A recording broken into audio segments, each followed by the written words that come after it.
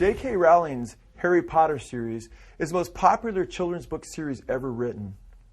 Rowling's books and the subsequent movies based upon her books have helped initiate countless children into different forms of occult ideology. While Rowling acknowledges that sometimes it will take as much as a week to work something out in her stories, she admits that the initial story of Harry Potter and many of the other characters came in a stream of consciousness.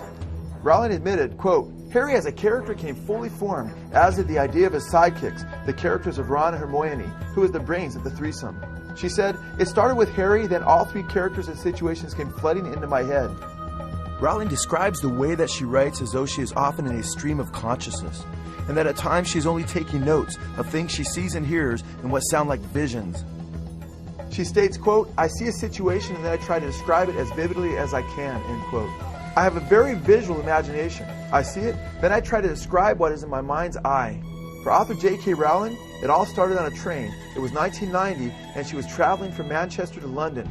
Rowling describes her own writing ability in writing the Harry Potter series, much in the same way she describes the channeling of spirits that takes place in the Hogwarts School of Witchcraft and Wizardry.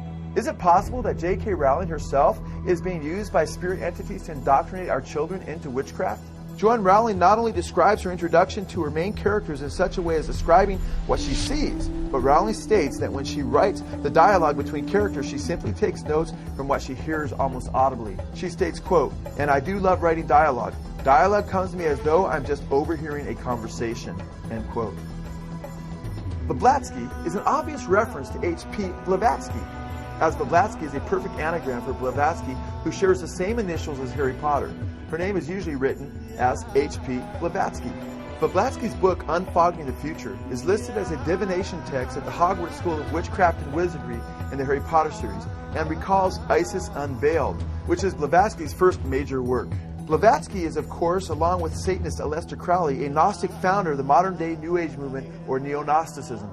Blavatsky in her Secret Doctrine quotes occultist Eliphaz Levi approvingly, stating, quote, "Satan is the angel who is proud enough to believe himself God, brave enough to buy his independence at the price of eternal suffering and torture, beautiful enough to have adored himself in full divine light, strong enough to reign in darkness amidst agony, and to have built himself a throne on his inextinguishable pyre. The prince of anarchy, served by a hierarchy of pure spirits." We saw earlier how both Blavatsky and Crowley taught that Satan liberated humanity from the Creator as he initiated Eve in the Garden of Eden. Harry Potter's escape from the world of Muggles, which are non-magical human beings, is precipitated by a communication that takes place between Harry Potter and a serpent. Harry Potter escapes from the material world of the Muggles to the spiritual world of witchcraft and wizardry. After Harry Potter escapes the world of material illusions, he finds out that he actually has godlike powers. But it's interesting because J.K. Rowling also seems to be patterning the life of Harry Potter after the life of Satanist Aleister Crowley. Like Harry Potter, Crowley abandoned his strict upbringing, claiming that his mother was a tyrannical religious bigot, and went on to discover that he was a sorcerer joining several occult orders. Like Harry Potter, Crowley realized he was a wizard as a preteen. Crowley stated, quote, "Before I touched my teens, I was already aware that I was the beast, whose number is 666. While Crowley would claim to have committed several human sacrifices, he claimed that he killed his first cat at the age of 11. According to J.K. Rowling, Harry began to find out that he was a wizard at age 11. In Harry Potter, The Goblet of Fire, page 20, it is stated, quote, "It had been enough of a shock for Harry to discover on his 11th birthday that he was a wizard." As in Crowley's Satanism, in the Harry Potter series, the number 11 takes on special significance. Crowley writes that, quote, 11 is a number of magic in itself. He also writes that 11, quote, is a sacred number par excellence of the new age or new eon. It is written in the book of the law, 11 as all their numbers who are of us. Crowley claimed that the number 11 was his magic number. Crowley began to spell magic with the letter K at the end of magic because the letter K is the 11th letter of the alphabet and had a special Kabbalistic meaning to Crowley as a Satanist.